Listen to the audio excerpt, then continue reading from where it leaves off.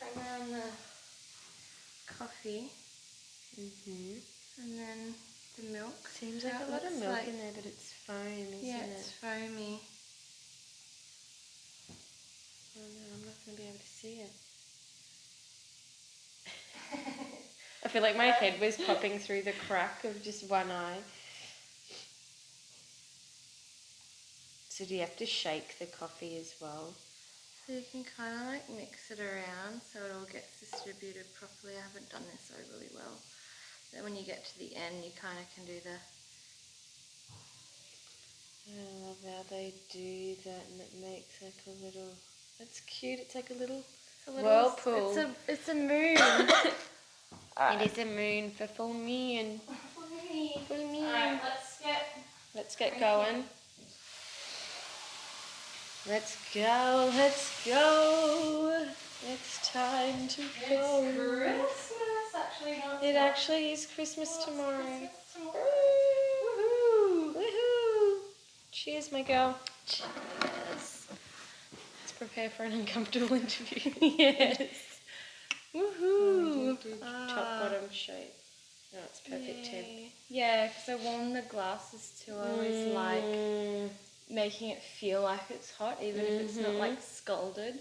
Yeah, it doesn't feel like it's the coffee making it hot. It feels like even the handle is hot, and it's.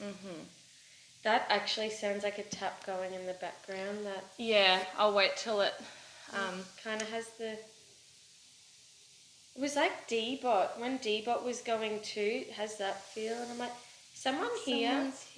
And I'm like, I walked out D-Bot bashing on door. I'm like, I'm brushing my teeth and D-Bot was at my feet. I'm like, there's like the whole house to be and you're just... You'll find the dirtiest thing in the house, which is my feet. He senses fear, and Lush will be over in one corner and he'll find him and just bash near him or like beeline to him. I'm like, he smells the fear. It's a fear. I don't know whether to wait till that kind of stops going. I don't think it will pick it up a lot because it'll just pick us up here. So welcome to another round of 3D University Chats. We're talking here with Sarah Quelhurst today. Woohoo! Welcome, Sarah, to the stage. Yay! To the couch. Yeah, to the couch. So even though you're my beautiful sister and I know so much about you, how I've liked to start these is just going back, way back to the beginning. And to the very beginning. Way back to the very beginning. Oh God, how far? How far? Yeah, well, like just growing up and your version of how much you remember growing up, where you grew up, you know, who you were around. Yeah, that's a good question. So we grew up in Brisbane.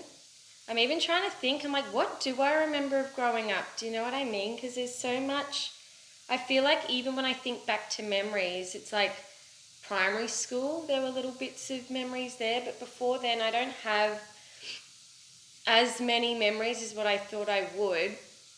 But yeah, we grew up, 2 siblings, Lauren and Reese. We grew up fairly outdoorsy, like we all wanted to be outdoors and do things together. We were very active. So how old were we when we moved from Millicent Street? I reckon you would have been just in high school. High school. 13, 14 maybe? Yeah, so we lived with Dad, like in one house till we were about, I was about 12, 13. And then we moved, like Mum and Dad broke up around that age. And then we ended up moving. I'm not sure how much detail you want to go with this. Just go with the flow. Yeah, and then we moved to Sugar Street, which I love that house. And I've got so many good memories of you. And I feel like that was where, like, a lot of the dog stuff probably started festering in them because we, like, babysat a dog for a year. Which was Macy, wasn't it? Macy. The husky. The husky, the escape artist that killed everything that the whole street knew. It's like the pizza delivery guy. Again. And it's like, yeah, do you remember that? No, because I went to pick up, we got like a takeaway pizza or something. It was one of our like treat nights and I went to go and get it and the pizza guy was like, hey, oh, is that your dog? I've seen this dog running around the neighbourhood. I'm like, just give me the pizza and leave me alone. And remember how she'd break out and then it'd be like, oh yeah, we saw Macy. Like, how do you know her name? How do you know what the hell? She's not even our dog, and she is scared. And then we had Jeff underneath the house. We had Jeff. My name's Jeff, and we learned how to play chess on the laptop. Oh, the computer. Yes. It wasn't a laptop, so that was an interesting experience of like having someone live under the house, but it was like family, but living with us separately. If that makes sense, like two separate worlds. And I feel like we learned how to cook there. Like he'd cook the same meal because he was very health conscious, and well, it wasn't really learning how to cook. It was like just being in his little bubble. It was kind of just growing up with a different sort of man. You know, we've got Reese and we had Dad, and they were, I feel like, very different examples, each to their own, of what it's like to live around a man. And then Jeff, my name's Jeff. He is, I think, like later gay as well, and little things that you pick up over time of being with them. You're like, you know, he'd love to sit on the bed and just chat or play chess and stuff that you're like, do guys do this? Do they want to do this sort of thing? It was like being around men, I think, that were some men that were really comfortable talking and then others not. So it's like this mixed message of like, oh, all guys are like this, and then it's like, no, they're not. And yes, they are. You don't even piece that together till you're older. Like even now, it's like you don't go through that and go, oh, all men are this or something when you're young. But it's those little interactions that you're like, that's right. Like we did that, and then like later with Scott, like our cousin and stuff like that, you're like, And they're the people, I guess, that we probably valued a lot.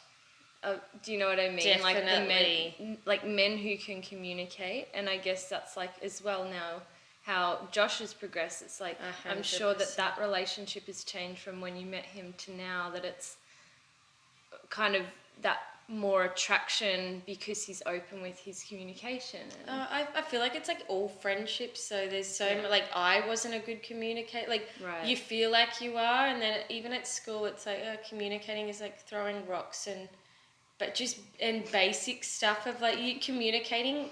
It is like a physical thing when you're young. You go do stuff, and because we were active, it's like let's go play badminton, and like you don't talk the way that we're talking now. It was very like you get out and you're doing something and talking. I feel like growing up was very much like that. Yeah. And then, you know, as we got older and the parents split up and we moved out to the country, I feel like that was the really big turning point of, so I was year 10, moving out away from like all the city friends that weren't really city because they were my friends. They were just, you know, everyday girls and boys. But moving away from them, I think that was that catalyst of like, okay, who the hell am I? Like, what do I like? And people are like, that must be so hard. It must be challenging. I'm like, kind of feels like we've prepared for that. Like that country, probably not the breakup, but the country environment, I feel like was very natural to us somehow. Well, I know certainly for me, it didn't feel like, we're on a property, ew, like get me off here. It's like, hell yeah, we got tractors. Like one of the memories that I have was with us, and I think Robert was like on the Sprite, like in the ute, riding around the farm, and it's like we were spraying either side, and it was like this badass moment of like, yeah, like girls doing it for themselves. Like Robert's like, all right, hop on the back. I'm like, Robert, you drive a ute firstly. Like, you drive a ute. Robert, you own a farm? You own a what? Robert. And you taught me how to ride tractor. Like Robert taught us a lot. Like and Robert's still alive. Yeah. I love how we're chatting like Robert. Oh, good old Bert. Oh, Robert. Yes, it's like I don't know what you remember of that, but that was a memory that it's like kills me every time I think of it. And then obviously having the puppies there and all of that experience before we then moved again. Like just thinking about it, we moved a lot, didn't we? We did.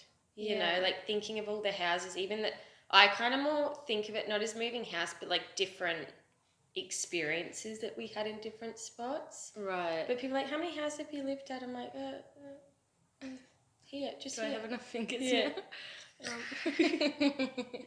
So like with all that moving and stuff, do you feel like that has been, I guess, something that's made all of the moves and the changes to where you are now, something that's been really enjoyable and like easy to adapt?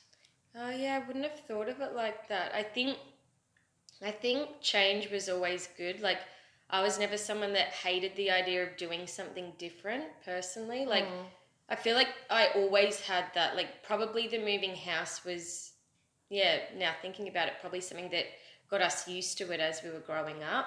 Didn't seem as much of like, oh, we're moving and, what do we do? How do we cope? Yeah. I think the year 10 move was probably the one that it wasn't like, I can't wait to get out to the country. Like, right. Can't wait to do this. But that was more so because I was leaving friends. I was focusing on what I was leaving behind versus the bigger picture of like, look how many people I'm going to meet and go to uni with and all of this sort of stuff. But in terms of change, I feel like we always did that. Mum was very, very good. Like, coming back to the childhood, Mum was very good at putting us in lots of different situations with lots of different people. 100%. So it wasn't just change like in experiences or places that we went. It was like change with people too, like the people that were around, like Meals on Wheels, disabled people, special needs people, disabled people, drunk people, like, and they're not all separate categories. It's just different types of experiences and people that were around. I think got us very comfortable with like, okay, we're going to chat to this person. It's not that that's separate to that. It's just that we're all in different experiences right now, if that makes any sense. Totally, yeah. And I guess like being exposed at an age where most people probably wouldn't have been emotionally prepared. Like if you were asked to be in that situation, you wouldn't be like, oh yes please, I'll just go here. It's just like we were there, and then from there, and it's not until now or later and when we were maturing that you could actually have those deeper conversations with each other or with mum and just kind of go, wow, I know I have my judgments of things and I'm trying to be less judgmental, but to the greater picture, I think both of us have a very inclusive nature of like, it literally doesn't matter what you look like or what capabilities you have. It's you treat everybody the same. And you don't know what experience that one person's gone through as well. I remember there being one vivid moment, I'm pretty sure, I don't know if it was high school, like when I'd moved from Our Lady. So when we're in I call it city because again, this is how I differentiated in my mind, like city to country. Although we didn't live, like, I wouldn't class where we lived as city, but whenever I explain it, I just go city to country, meaning city being Brisbane, and then country being like when we moved houses there. But when we moved from the high school that I was at in year 8 and 9 to the country high school where I was in year 10, so Lowood, I remember there being one experience where it was weird. I don't know if we were going around or at the skate park or something, and there was someone with a wheelchair. I'm not sure if it was there. I'm not sure if it was Lowood. But someone said something like, oh, like, they made some comment about it, and it was like, I remember having this vivid moment of like, where like I don't even look at someone like that, like not even judging of what that person had thought of them. It wasn't like, wow, that's a nasty thing to say. It was just a thought of like, well, my brain doesn't even think that, and it's it's probably because about this little moth coming up at the window that's so cute. It's probably just because of the experiences that we have. Like you said, we've got a more inclusive range of people. Doesn't matter what people go through or what experiences they have, they're all people. Absolutely. And it wasn't like, oh wow, like what's happened to his foot or what's happened to his head, and that wasn't the focus of what you look at. It's like, I'll chat to you just like I'll chat to a homeless man, just like I'll chat to my sister, just like I'll chat to any other relationship that I have. It's not like, all right, well, are you okay? Or, like the patronising or like, I mean, it's important to change your communication to different people to meet them where they're at or to meet the situation. But I know that communication was something that we did always speak about from something very young of like, we didn't like to be spoken to like that, so why would I want to do that to somebody else? And which is funny because communication in our household, I wouldn't say was a strong point. Like growing up, we weren't we weren't necessarily, in my opinion though, so my experience might be different to yours, but I feel like growing up when we were like all living together with dad and stuff, I don't have pardon me, I'm just coughing all my foam up. I don't remember having experiences where like we sat around a table and all chatted about things personally, like with Dad and obviously we were a lot younger then. I have experiences of kind of me doing things together, lots of activity stuff like making cakes and sitting watching shows and like I was saying, watching Spice Girls and having the mattress out the front and these sort of really fun experiences, but I don't remember the communication being something of like, right, and what did you do today? Like your cliche style conversation. But then probably more so, I think it probably shifted with age. Like as we moved to the country, one of our country homes, like with the farm, I feel like that's when our relationship probably strengthened again because we were living in the same room, which was a small room, and we just chatted a lot about everything. But we're also going through different experiences as well, just like everyone else in the house. We're going through different stuff, but I don't have a lot of memories prior to being a little bit older and being with Ma of actually having this level of conversation where it's like, oh, tell me more about this particular situation that you had. And I know you've had similar things where Mum will be like, oh, and this happened, and you're like, oh, I'm fascinated at like your life and what you've done, like share more about it. But I don't remember that being something growing up where we all sat around and chatted formally, if that makes sense. And that's a perfect segue to our next part of this chat, where we're going to lead into where Sarah has come to her job, and it's a different form of communication. So when I was listening to that, it sounds so much like you were talking about the actual words of conversation, whereas we learnt a lot through observation and through physical gestures and people watching. And I know that's something we both enjoy to this day. So we'll follow that up in our next chat, and we'll talk about your job, where you're going, and yeah, there's always so much to say about conversation and communication. Woo!